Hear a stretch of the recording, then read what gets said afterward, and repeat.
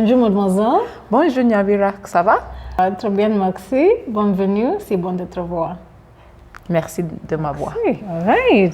I just wanted to surprise you because I said she's a bilingual. She speaks fluent French, and I wanted to surprise you by that.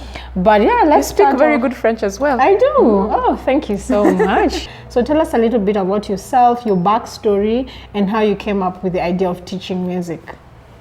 Okay, so my name is Ruth Bitutu, although I use my last name Bitutu for my music, for the music company, Music by Bitutu. And I picked it because it sounds very musical. Bitutu rings a bit more musically, and it's a unique name. Okay. Yes, so I've been a musician for several years. I began when I was 13. Wow. Yes. That's when I began the formal lessons. Like my parents took me to a music school, a Kenya Conservatory of Music, and I began piano lessons. Is it something they had seen in you? Like yes. Okay. So I'm told, I can't remember the exact age, but in my you know, you have those nice childhood memories. Yeah. I remember having a tiny piano. It was like a grand piano, but tiny, like it could fit on my lap. Okay. Like a toy. Apparently, my mom. I'm told by my mom, somebody gifted me on my 3rd birthday. Someone gifted me a piano. All right. And I used to go to school, in the nursery school, and I come back and I play Twinkle Twinkle and play Mary, and all the tunes I'm taught in school. I'd be able to come home and replicate, play by ear. My mom got me a keyboard, and the keyboard had music. You know, the way those keyboards are digital, have some notes you can follow. Yes. I taught myself so many pieces. Are you serious? Yes, I used to play all the way to things like Mozart's pieces, Turkish March. I could play, I taught myself. At what age again? Then I was about 8, 9. Wow, amazing. Yes, so now later on is when they finally, around when I was 11, they got me a local teacher. And after 2 years now, they sent me now properly to Kenya Conservatoire. By then, there were very few music teachers in Nairobi. Okay. And Kenya Conservatoire was like the best institution to learn music then. So that's where I began, I can say, my formal training at the age of 13. Then how did you come about now, you wanting to teach music? So yeah, at first when I joined music, all I wanted to do was to become a violinist.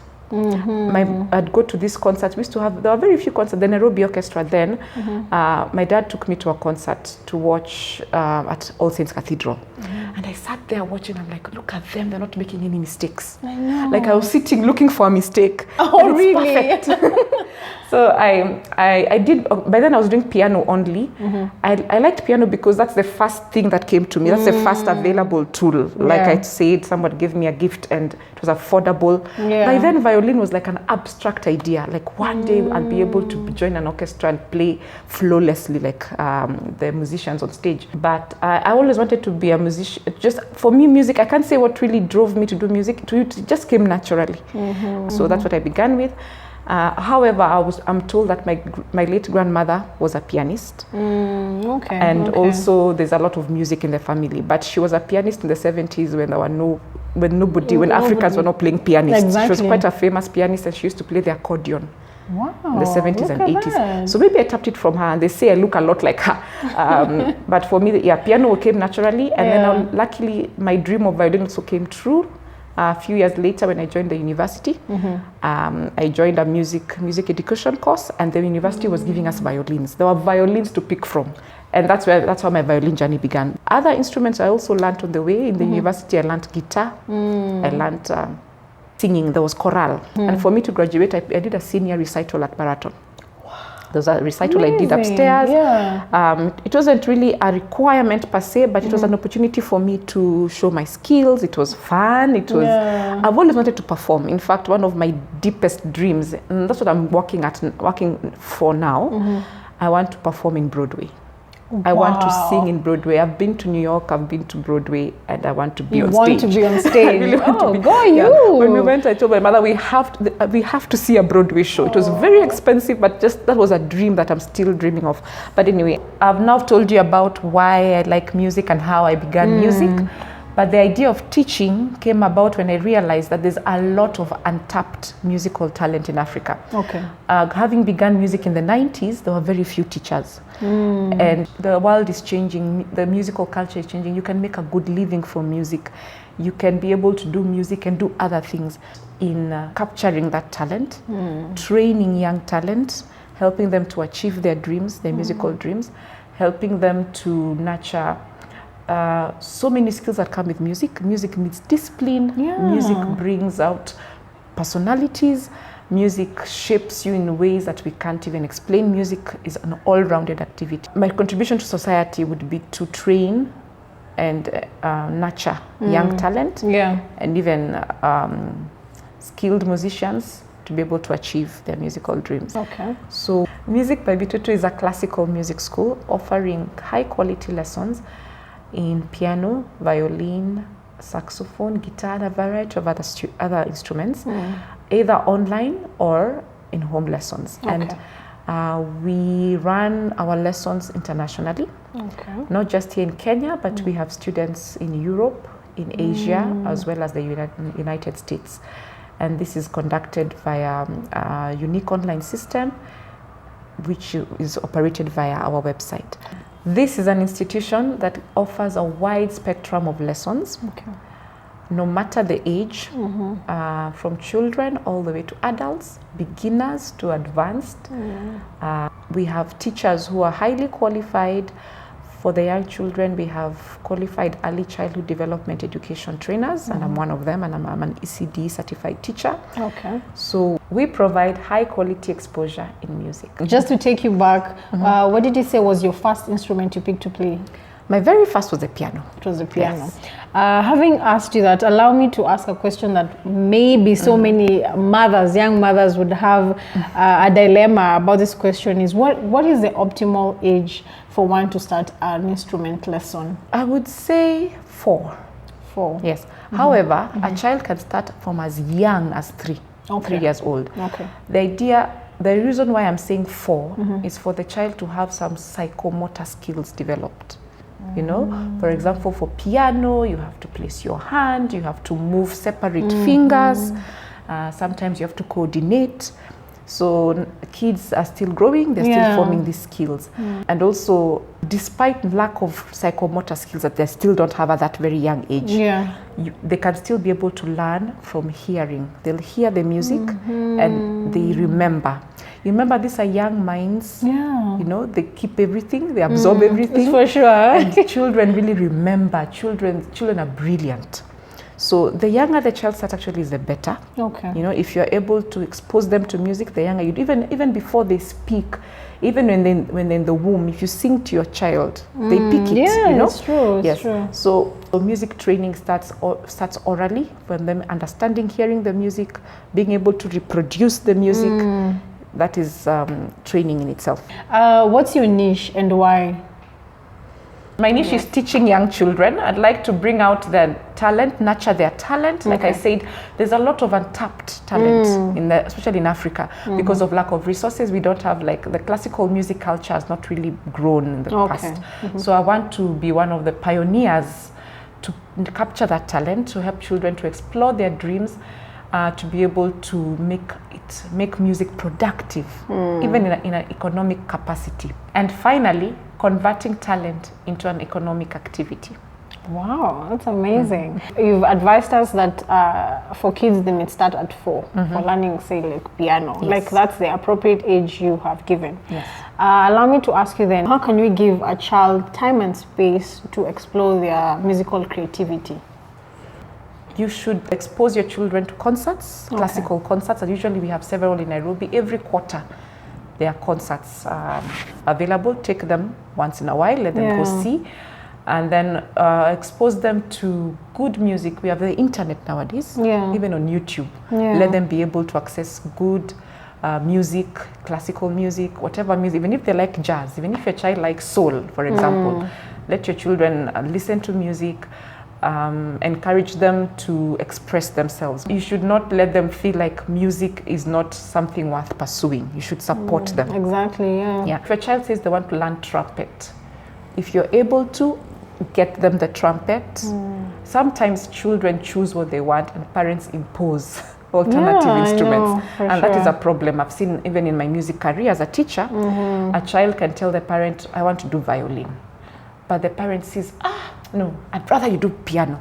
Okay. So you take the child to piano lessons and they'll do it for a bit, but they'll quit. Many times we undermine children. Children have passion. There's something they want. If they say they want to do piano, support it.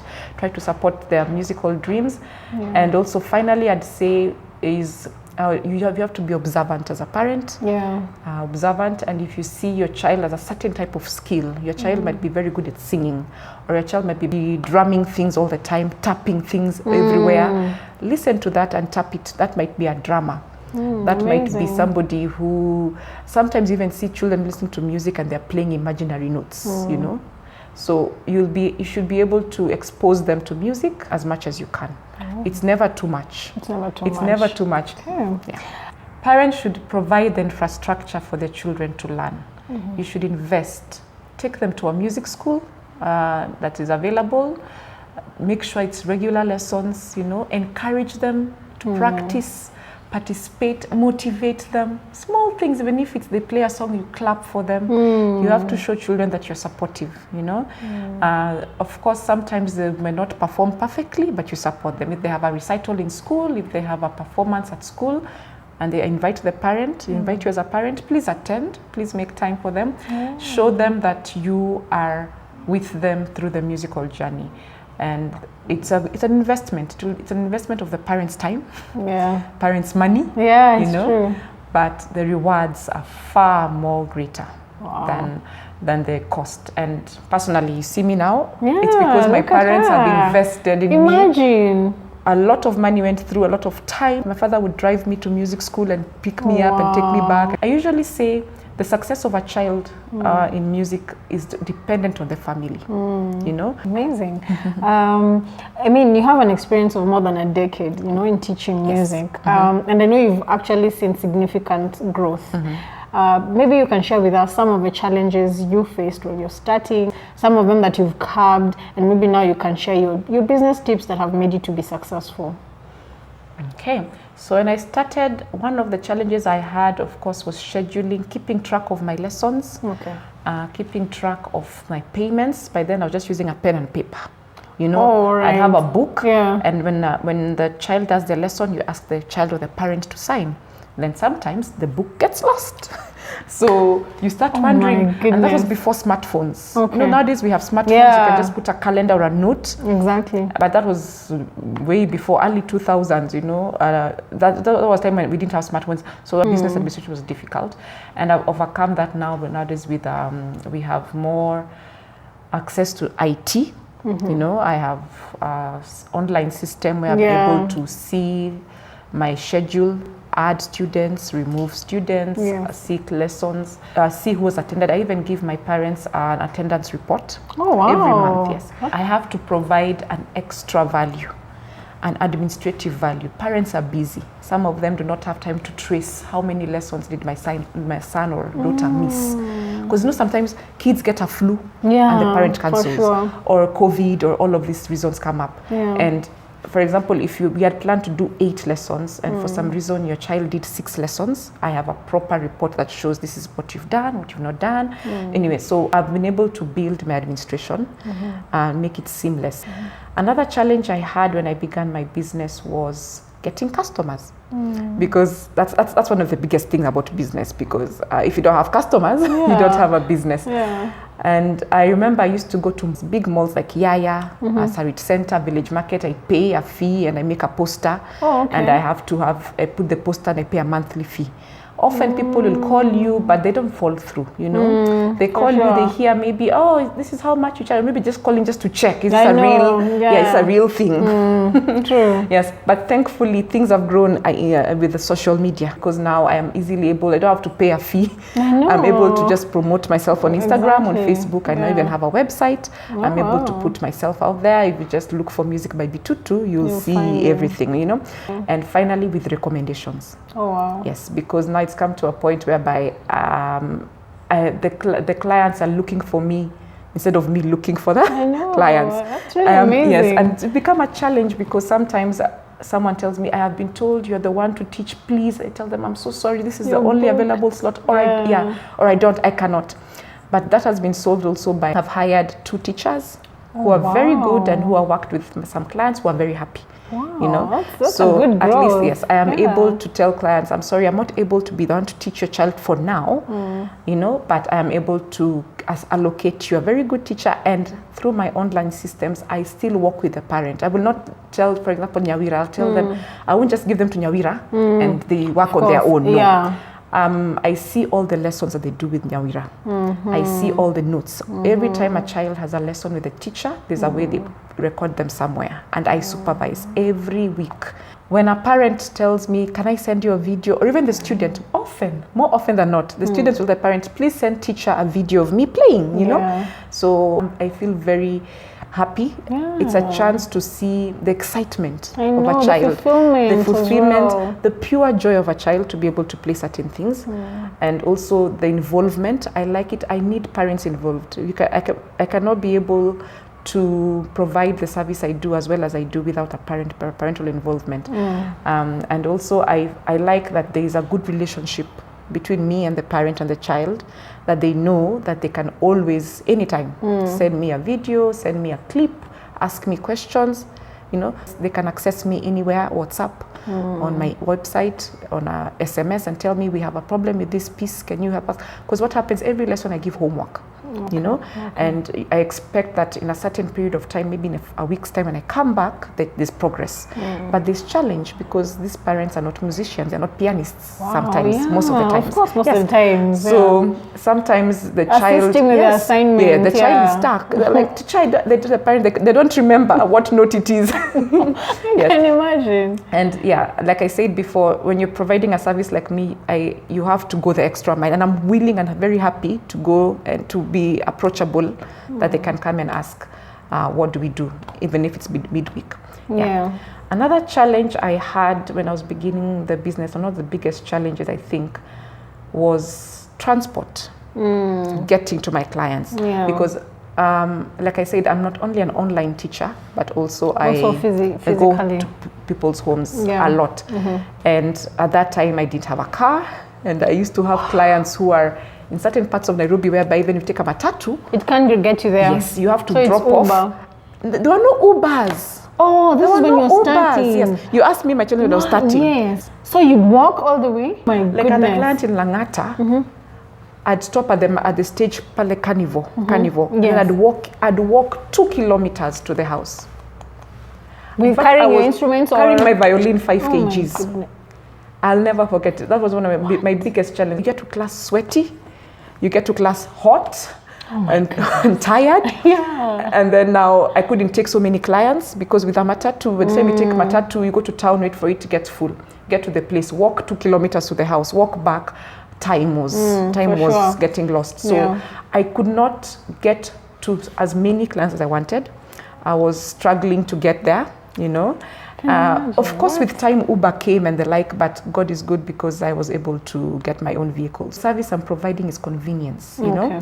The parents are busy. Parents would love that service, that someone comes to their home.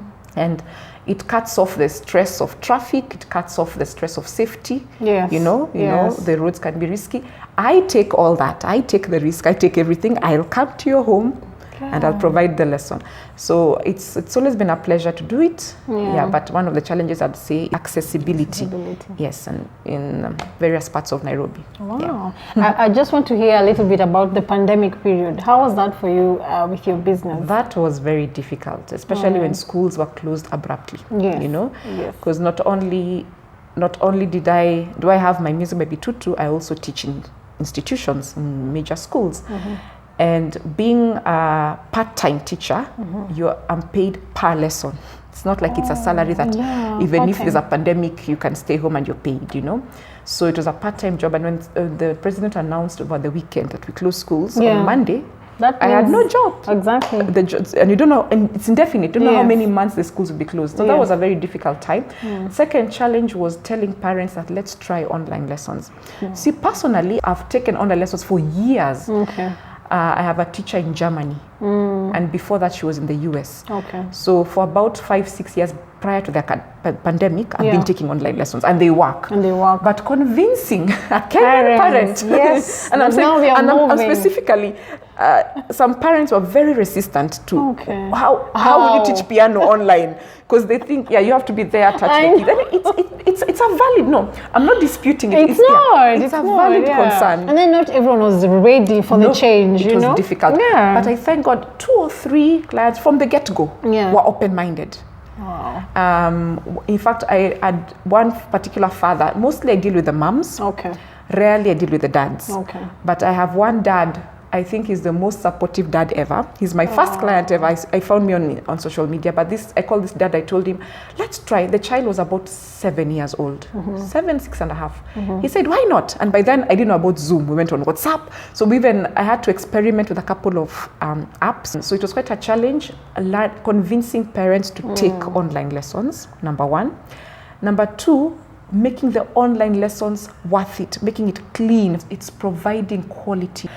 I had to make sure that learning is happening, because as much as it's a new concept for the child, for the parent, there has to be continuous learning. So I had to change a few things. I had to learn how to interact with the children online. Even the children had to step up. These are 6-year-olds. They're very young children, not teenagers. These are 6 to 8-year-olds who are now sitting in front of a screen. I can't touch their fingers. I can't guide them. But they stepped up, like normally I'll give you a very simple, it's a simple task. When I'm teaching a child and there's an error on the book, because usually we read music, I'll take a pencil and write for them the answer, or I put a note. Now to the child, do you have a pencil? Yes. Please write for yourself an A. And the children are so excited to be able. So we found a rhythm.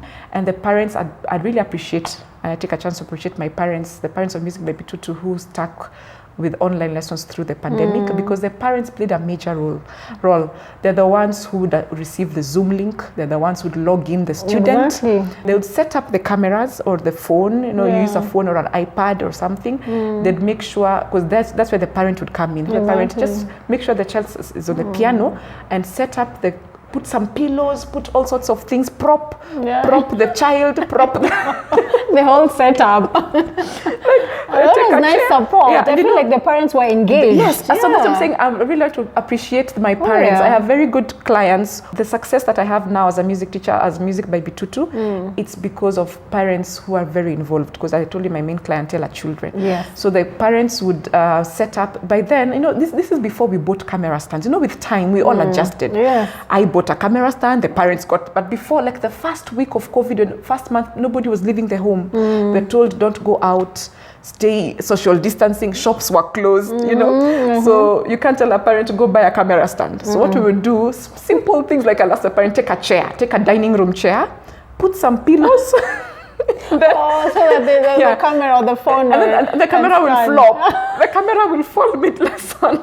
The lesson is just the lesson has started. Yes. So sometimes when a parent would have to hold, like stand behind. For the entire it's short lessons, half an hour. Half hour lesson. So you can imagine a dad or a mom holding an iPad. And sometimes some of these iPads are big or not so heavy, but they have to hold the iPad at an angle. But you can imagine standing for whole 30 minutes. Yes, that's how it began. And with time we formed a rhythm. Now they learned they could lean the iPad on the corner, it might slip. You got the trick of it, So we got that trick, and with time it became more stable. We got, like even the children would be able to set up themselves. The children now know even how to, I was so surprised. These kids are very digital. Let me tell you, I was so surprised. When the parents tell me, send her the homework via email. Now, for example, you see, before when I used to go to the physical lesson for COVID, I'd write the notes on a book. Like we tell the child, your homework is piece 1, piece 2. But now you see, there's no contact, and I have to send the homework via email. I also had to learn how to send emails. This is the pandemic came before I formed my online system. So I had to find sort of like a way to start sending. After every lesson, I send an email to the parent, this is what the child has learned, please follow up. Parents are also busy working from home and adjusting. Some parents will tell me, no, send the email to my 6-year-old. I'm like, even children have emails? And surprisingly, this 6-year-old child, the one I'm referring to, whose father was very supportive, she would actually receive my email and she would do her homework. Amazing. So it worked. And that way, with the pandemic, some of my parents had to leave the country. The ones who were American citizens, many of them had to go back to their country. And we were able to continue. despite them. The distance. So we still had to do a bit of a time difference challenge. Yes. I used to teach at midnight. Yeah, because it's 4 p.m. on the other end. Yes. Even if they have left the country, but we had to make it work. The children stepped up. They were able to be self-reliant, and it became a rhythm. They even look forward to it. However, I'd say that online lessons have their challenges, you know. Yeah. But the point is, it's the dedication, not only from me, from the child, and from the parents. Yeah. But I am grateful for it. Oh, wow. Because of it, that is when it opened my mind to look for solutions. How do I find a way to send parents class notes faster? Exactly. How do I find a way to supervise and see how to make the lessons more interesting, better quality online lessons? And even when the pandemic kind of like lifted, like now people are able to go back to schools and things are better. Yeah. We're back to home lessons. I can now go to home lessons. Some of these parents have stuck to online lessons. Yeah. It's more convenient. They don't have to be home. They can take a holiday, go to the US over summer, and we continue with lessons. Yeah. So there's that adaptability and convenience that online has brought. All right, so please share with us your at least 3 or 4 tips that have made you be so successful. The first one I'll say is discipline. When you're running a business, you have to be consistent, you know? Yeah. There are days you'll feel like you're tired. There are days you'll want to take a break. But I have had to push myself many a times. And then it becomes a routine. So discipline, delivering, trying to maintain a certain level of delivery and consistency. Another one I'll say is commitment. Okay. Commitment. For example, when I start a journey with a student, maybe often I like to know the goal. You know, when you start, when I'm providing this service, I'd ask the parent, what is the goal? Would you like to do piano exams? Would you like to prepare for a performance? Would you like to prepare for a recital? Or just learn for fun? Or, you know, so once you get the goal, it's commitment. Our goal was to prepare for, normally I prepare my students for something called the ABRSM exam. Okay. For those who are not conversant with it, it's international body in the UK that gives like a benchmark. So once you sit those exams and you pass, anywhere in the world you can go show that you're a certain level of musician. Oh, wow. You know, for example, even to teach in these institutions, for them to employ me, they need certificates to see that I have studied music to a certain level.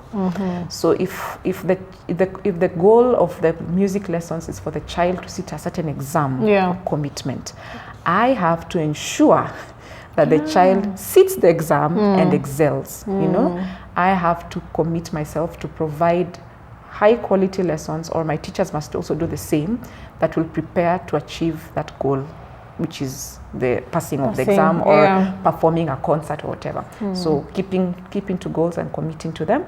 And the last one I'll say in running a business is resilience. Oh my goodness, especially in COVID. When COVID hit, that would have been a good time to quit, you know? Exactly, because how on earth will we continue news, for example?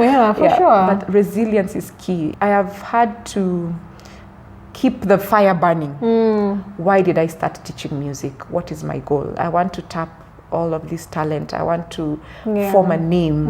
I want my name to be a household name. Wow. People should say Music by Bitutu. They know what I do, what I give. The thing about resilience, you start seeing the benefits. You know, start saying, if I had quit, I wouldn't be here. You know, there will be ups and downs.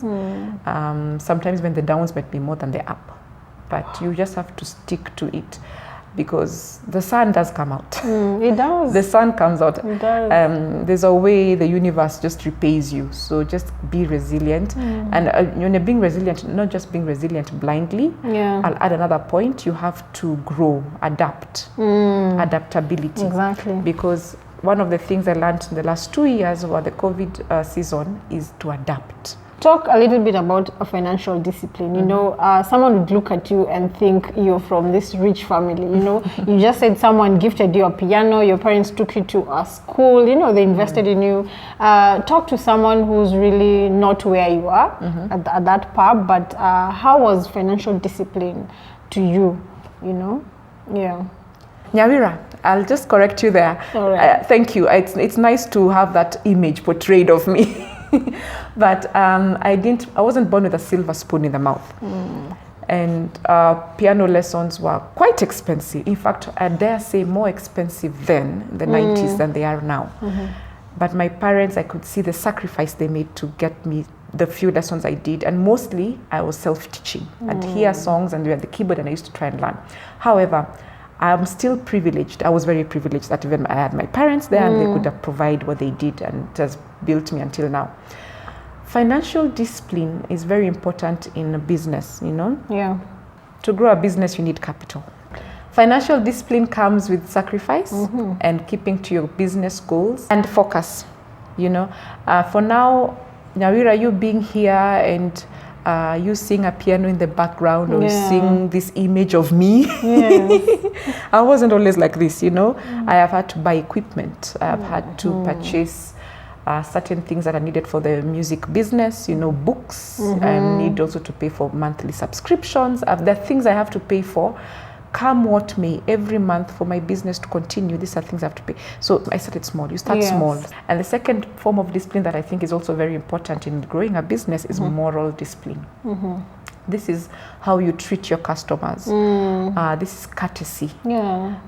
Respect. Yes, because you could be the most privileged, best businesswoman in that area.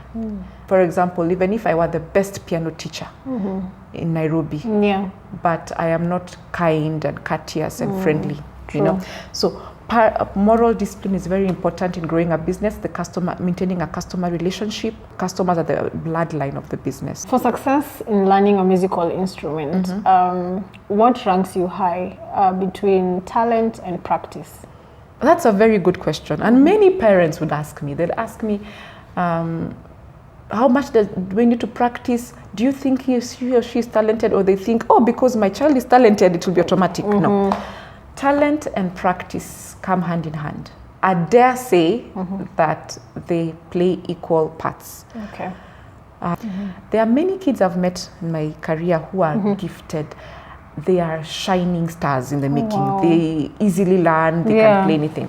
However, if this gifted child does not practice, there's a certain ceiling where they hit, you know? Okay. Yes, you see? And then it doesn't become as successful as it would have been. On the other hand, there are other might say normal children or normal students who are not necessarily extra gifted, not very musical, but they have the passion. Exactly. They have a dream, they have a goal, they want to play piano, certain song, even a small goal like they want to play this song by this day. Okay. Because of that drive and the practice they put in, they end up performing very well, even better than the talented child. You know, so the work is important. You have to practice, no matter whether you're talented or not. Wow. What are your aspirations for your students when they come to the end of your music program?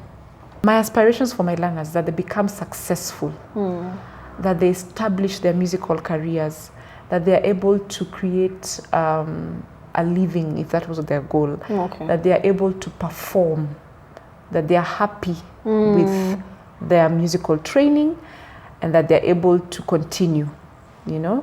Many a times my training with my students is short-lived.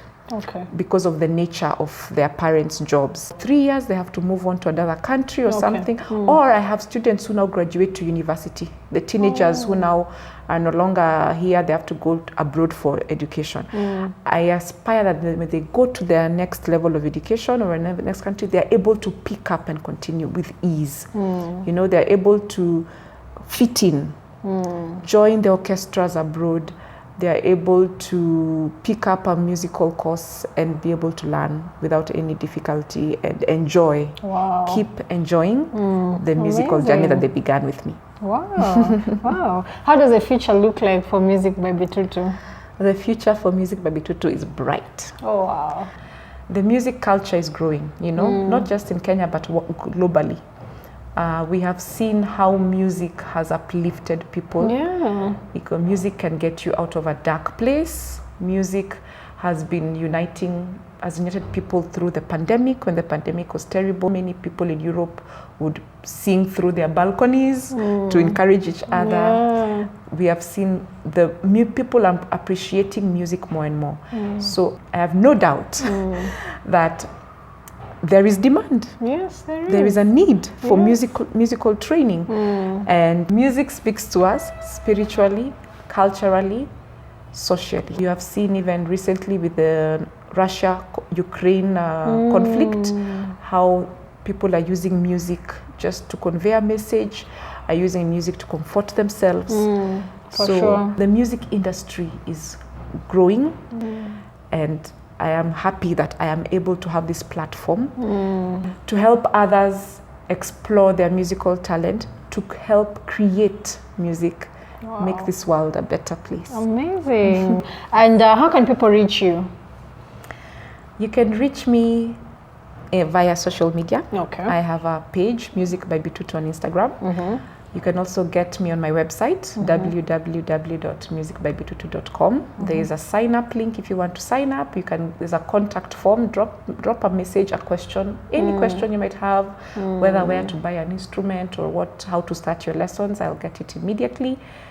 And if you go on Google and you just search Music by Bitutu, my number is there. My services vary. Okay. There's no standard flat rate. It depends on the type of lesson you want, whether it's online or physical home lesson, also on the duration of the lesson. What piece do you have for us today?